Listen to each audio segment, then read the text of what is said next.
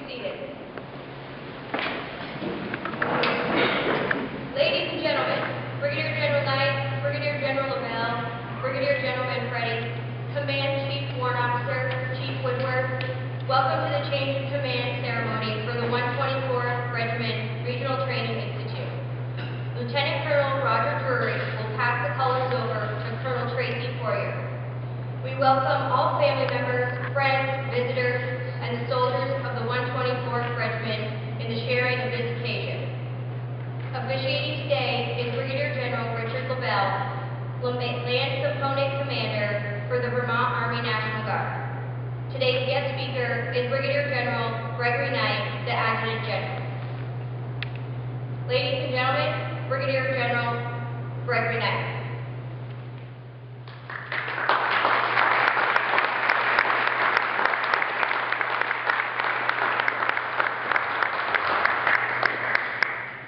How are we doing today? This is an awesome day. These are the kinds of things that I think we all look forward to. Obviously, there's going to be free food, so how could this be a bad thing? But we're here today to do a change of command. Before we do that, I'd like to extend some personal thanks to some folks within the regiment who made a significant difference during my tenure there. First and foremost is Lieutenant Colonel Roger Drury. So Roger, you are without question one of the most professional officers I've ever had the privilege of working with. A lot of folks don't know how the RTI runs, but between Lieutenant Colonel Drury and Sergeant Major Raptoy, they are the oil in the machine, and they took really good care of me when I couldn't be there, which was all too often, but they really made things happen. So Roger, Sergeant Major, thank you very much for doing what you did. And that's the other reason that Colonel Drury is passing the guide on, because anybody in this organization has earned that privilege, it's him. Colonel Poirier, there's a reason she's going to be the regiment commander. She's aligned for this position. She's worked hard to get here, has the professional acumen, the expertise, and certainly, given her experience during her deployment recently, where she went and did a job where how many others didn't? How many failed before you? Yeah, so everybody who went into the position that she assumed failed. Colonel Poirier went into that job and excelled. So that, to me, speaks volumes about who she is as an officer, and certainly the potential for this organization. That we train from all components, how many partner nations come and work with us and send back qualified soldiers into their organizations. That speaks to your abilities and your professionalism as an organization. So keep up the good work, and let's get this done, and congratulations to everybody. Thank you.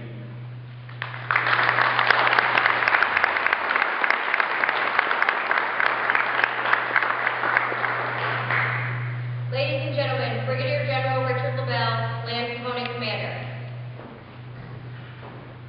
Good afternoon. It's my pleasure to be here with you today and to assist in this ceremony. It's very important. As we do the ceremony, you'll get a little bit of the history behind the tradition. It has many components to it, and it has very deep meaning to the Army or land forces. This is not a new thing that we're about to do here today. It's been going on for a long time, ever since we've had commanders in the field.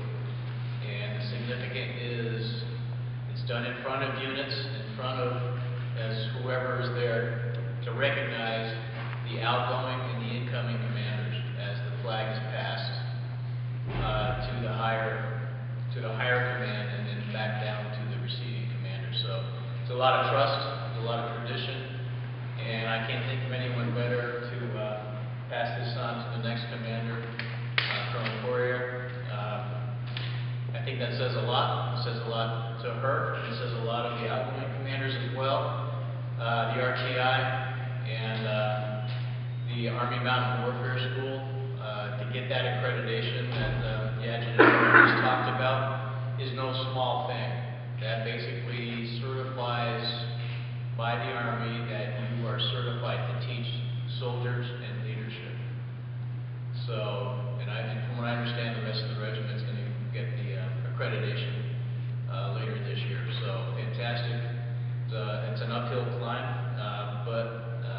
very confident we're going to get there under the new leadership and maintain that standard. So that's going to be a fantastic thing for Vermont. And recently we had Secretary of the Army Esper come down and do a visit to the Army Mountain Warfare School, and I've heard some very good feedback from that.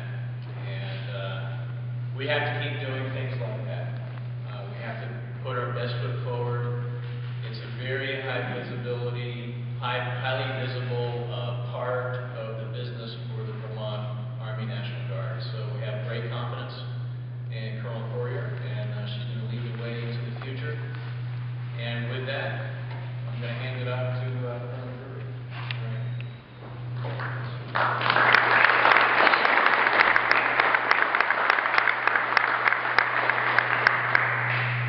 Brigadier General Knight, Brigadier General Lavelle, Brigadier General McCreedy, thank you all for the opportunity to lead soldiers. I truly appreciate your support over the past time to keep the RTI involved in the decision process and into shaping the Guard for the future. To Sergeant Major Raptoy and the regimental command staff and soldiers, I thank you for all your support, guidance, and camaraderie. Your dedication to students and soldiers is second to none. I have no doubt that Colonel Poirier will lead our organization to continued success. I'm not sure about most of you, but change is tough on open waters, whether it's personal or professional, causing, at least for me, a little bit of introspection. Everything from joining the Guard to graduating UVM, attending this school or that school, getting married, being a dad. Well, I tell you, being a dad doesn't cause for introspection, right? The thing of it is, it all circles back to the Guard. A semi-wise old mentor once told me that everything he had was due to the Guard. And I got to thinking about those opportunities and benefits. Training in the Italian Alps at age 19, the student loan repayment program, flying helicopters, working with the Afghan National Army, paying for my house, healthcare. The Guard family continues to be a huge part of the life that I have. Thomas Jefferson is credited for saying, "The happiest moments of my life have been the few which I have passed at home in the bosom of my family. Public employment contributes neither to advantage nor happiness, but is honorable exile from one's family affairs." I would add that public service with the National Guard family is a force multiplier to that. As always, I thank my dad for convincing me to join the Guard at the ripe old age of 7. And a special thanks to all of you for the time today and sharing this change of command with the regiment.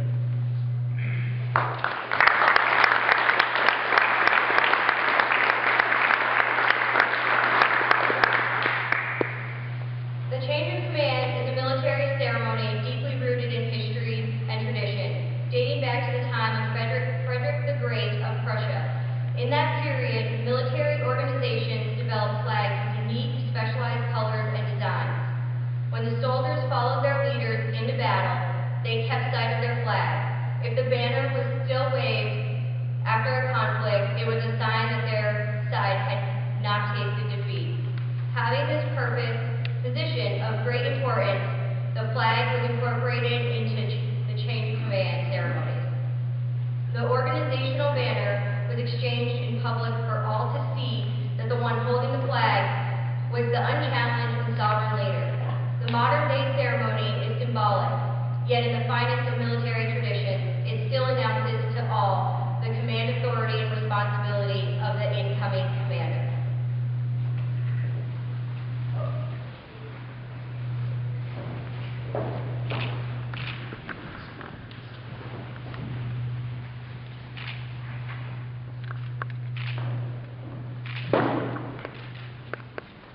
Command Sergeant Major Raptoy passes the colors to Lieutenant Colonel Drury, who held the command responsibly. He will relinquish this responsibility by passing the colors to Brigadier General Lavelle, his commander. Brigadier General Lavelle passes the colors to Colonel Poirier, charging her with the command responsibility for the 124th Regiment RTI. Colonel Poirier then returns the colors to Command Sergeant Major Raptoy.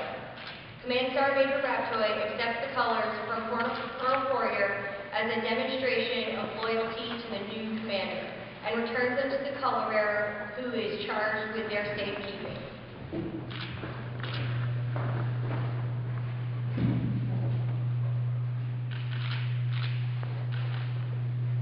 Attention to orders.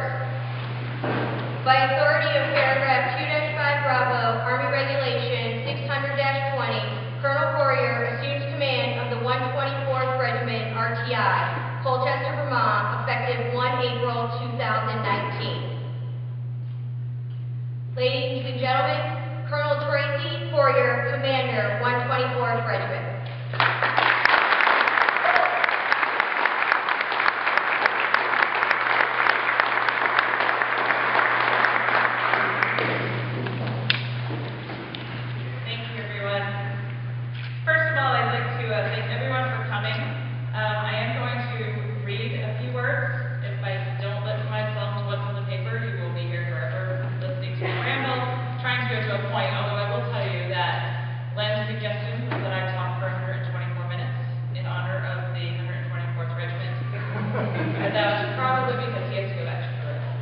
But I do have to be done because Major Day is going to be promoted at 2, so you'll definitely be done by then.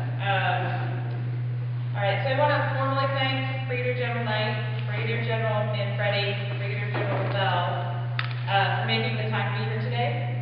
It is both an honor and a privilege to not only be chosen for command, but also for the chance to serve the National Guard in a capacity where I'm able to help influence the future of the organization. I also want to thank Command Chief Warrant Officer Chief Woodward for being here today, and most importantly, Command Sergeant Major Raptoy for lending me his early support as I start my command.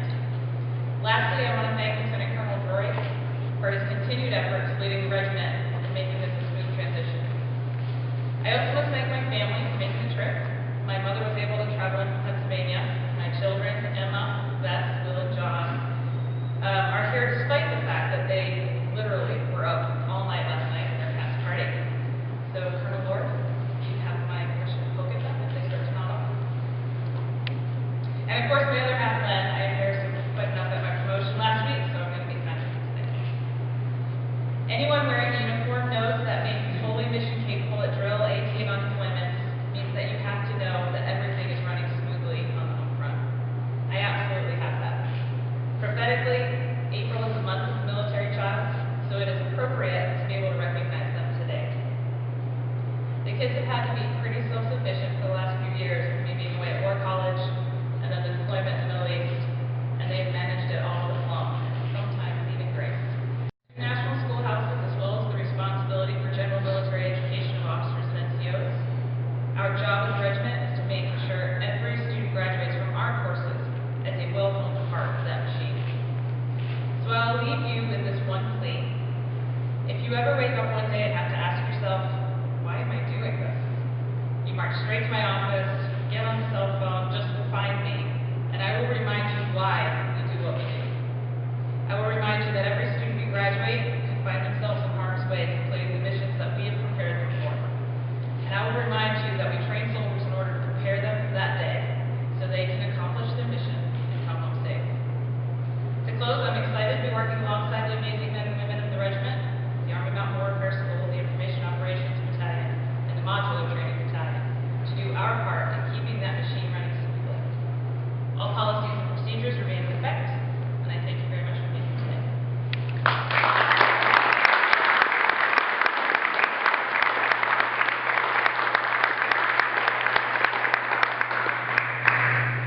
If you are able, please stand for the exit of the official party.